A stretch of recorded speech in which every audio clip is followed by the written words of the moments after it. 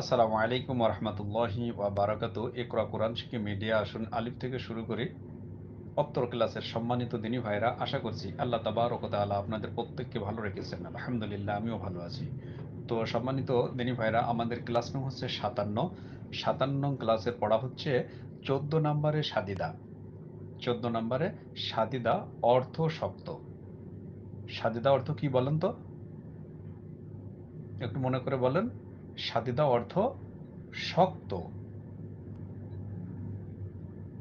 ১৪ নম্বরে সাদিদা, সাদিদা অর্থ জি শক্ত। হামজার উপরে যদি কখনো কি হয়,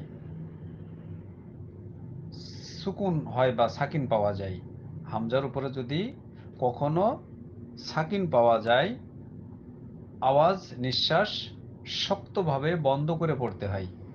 আওয়াজ নিঃশ্বাস শক্তভাবে বন্ধ করে পড়তে হয়।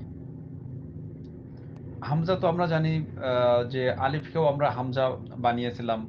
ওই যে আলিফ, আমরা প্রথম ৬ নম্বর ক্লাসে ওই যে পড়লাম না, যে আলিফকে কখন হামজা বলা হয়। হারকাত, তানউইন, সুকুন থাকলে আলিফকে তখন কি বলা হয়? হামজা বলা হয়, তাই না? তো আলিফের উপর যখনই আপনি সুকুন পেয়ে যাবেন, তখন ওটা কি হয়ে গেল? হামজা হয়ে গেল। অনেকের মনে হয়তো প্রশ্ন জাগতে পারে যে আলিফের উপর তো এটা সুকুন, এটা আবার হামজা হলো কেন?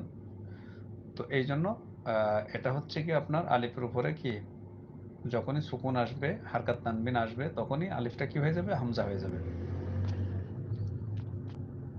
আচ্ছা, তো আমি এখন ফাইনালি পড়াই দিচ্ছি, আপনারা যেভাবে পড়বেন। ১৪ নম্বরে সাদিদা, সাদিদা অর্থ শক্ত।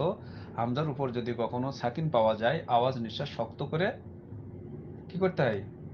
শক্তভাবে বন্ধ করে পড়তে হয়।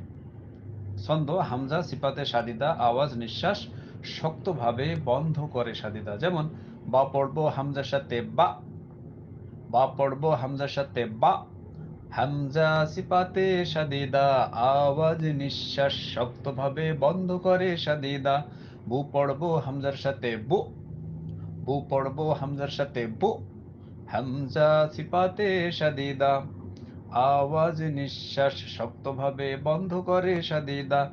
বি পড়বো হামজার সাথে বি, বি পড়বো হামজার সাথে বি, বি, বি, হামজা সিফাতে সাদিদা, আওয়াজ নিঃশ্বাস শক্তভাবে বন্ধ করে সাদিদা। পড়াটা সুন্দর করে পড়বেন, ঠিক আছে? জাযাকাল্লাহ খাইর।